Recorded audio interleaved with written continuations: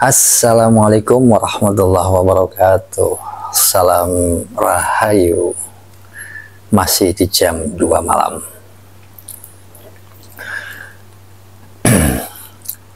Apa yang mau dibahas malam ini? Saya ada beberapa teman-teman yang pengen mengetahui kunci rezeki itu bagaimana. Nah, itu dia. Pasti semua juga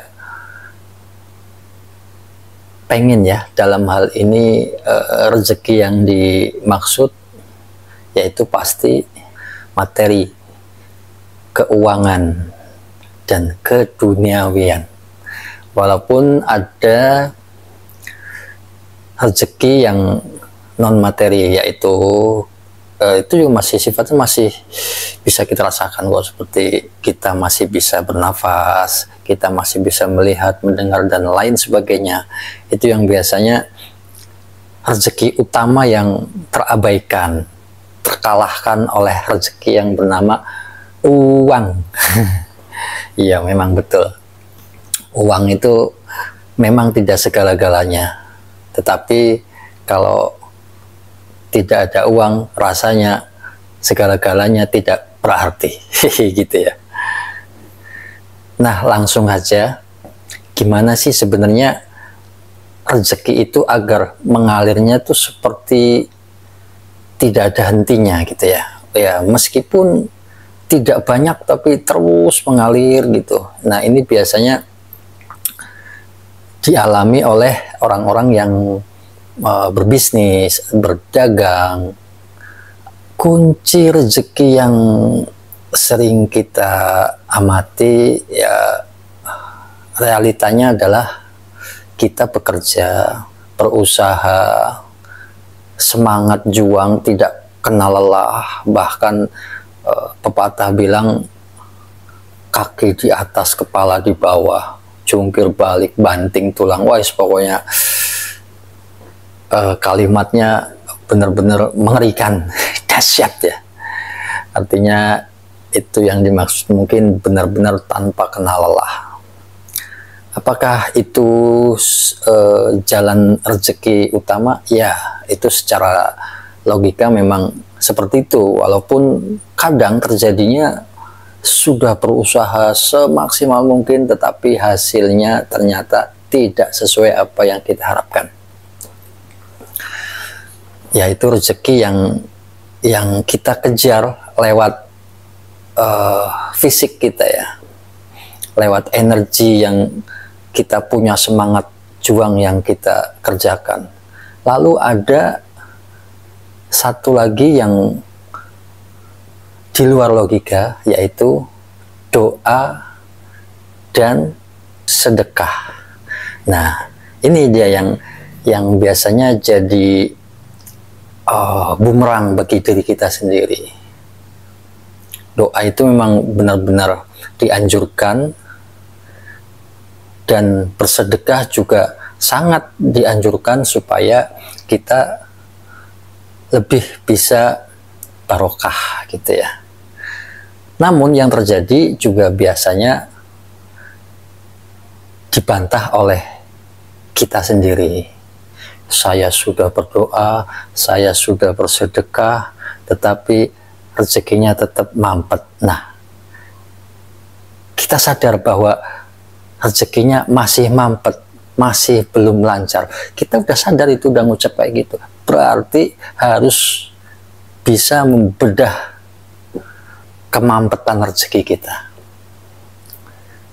Dari jalur logika atau dari jalur spiritual. Dari jalur yang tadi, doa dan sedekah. Bagaimana caranya? Nah, cara yang pertama adalah usaha dan bekerja tadi, dan doa dan sedekah itu cara yang lazim kita lakukan. Tetapi ada kekuatan lain yang harus kita pahami. Mungkin kalau bagi kita sesama muslim sering mendengar, jika kamu mengejar akhiratmu, maka duniamu akan mengikutimu. Nah, itu penjelasannya bagaimana gitu loh. Sebenarnya memang kuncinya itu, tetapi tata cara penjelasannya mungkin kurang detail, kurang bisa diterima oleh akal sehat kita. Kalimat ini sangat tepat, bahkan dianjurkan untuk seperti itu, karena rezeki itu ada dua kemungkinan caranya.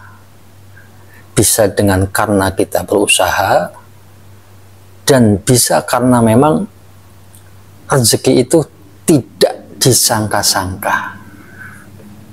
Nah, pasti kalau yang biasa baca ayatnya pasti tahu ya, rezeki yang tidak disangka-sangka.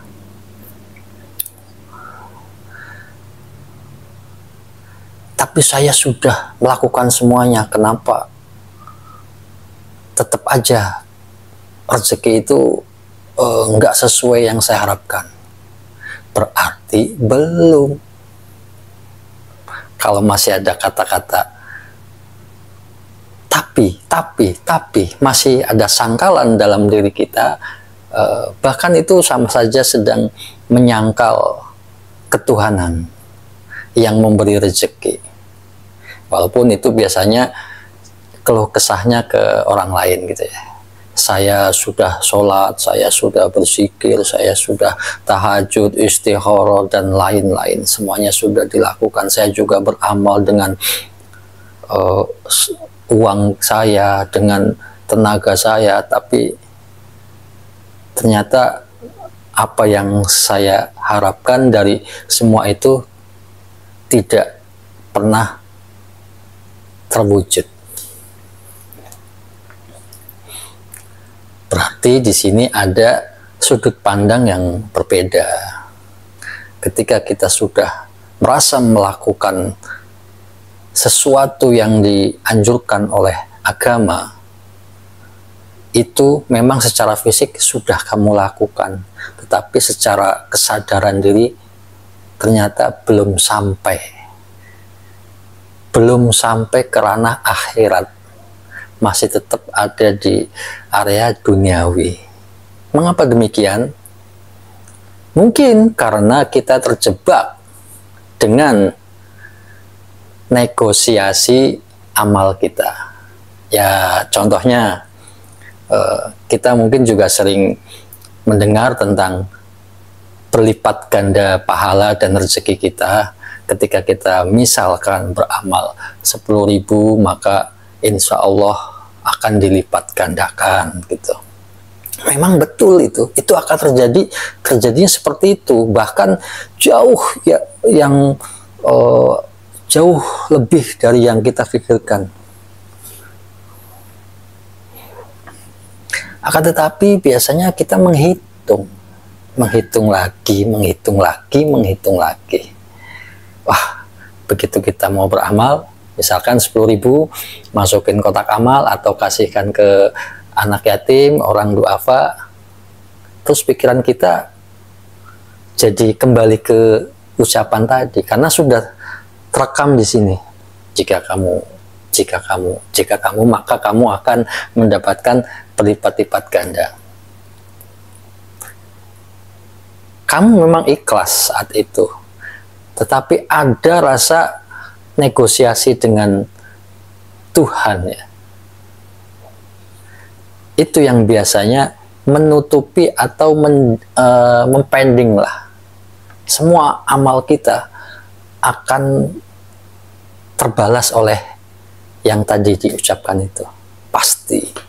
Hanya apakah itu instan atau sedang, apa middle lah ya, atau delay. Nah, itu ada 3 kemungkinan itu.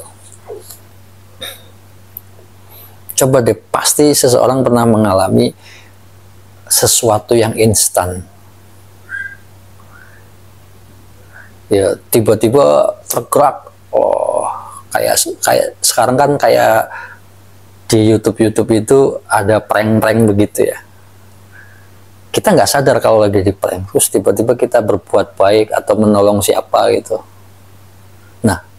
terus hostnya mendatangi dan ngasih gift yang banyak banget, 2 juta, 3 juta, wah, bahkan nggak pernah terpikirkan. Nah, itu adalah salah satu bukti nyata ketika kita melupakan hal-hal yang menurut kita baik, menurut kita sudah melakukan, justru itulah kuncinya. Ya intinya mah bahasa gampangnya ya ikhlas. Cuman kalau hanya mengucapkan ikhlas, saya bilang ikhlas itu mungkin terlalu dalam untuk mengungkapkan ikhlas yang sesungguhnya, tapi setidaknya ya seperti itulah. Jangan pernah merasa bahwa kita sudah baik, gitulah. Untuk supaya kita terus berbuat baik gitu. Jadi kita masih merasa punya kekurangan. Ya, kalau hal-hal kekurangan tentang sifat, tentang tidak kesempurnaan itu sering kita keluhkan ya. Bukan hanya Anda, saya juga sama masih mengeluhkan seperti itu. Ada gitu, sifat-sifat itu masih ada. Nah, itu nanti kajiannya di kesadaran diri atau alam bawah sadar gitu ya, nanti itu di tema berikutnya. Nah, sekarang bagaimana sih cara supaya kunci rezeki bisa kita pegang dan rezeki itu selalu mengalir? Kita tanya pada diri kita dulu nih, kita mau sukses dulu atau mau bahagia dulu? Pasti akan memilih dua-duanya. Ya memang betul, karena kebahagiaan itu bisa ditunjang oleh kesuksesan materi yang kita dapat. Ya boleh punya pandangan seperti itu, enggak apa-apa, itu bagus. Akan tetapi kalau kita bisa mendalami sedikit makna kebahagiaan dan kesenangan, itu akan sangat berbeda.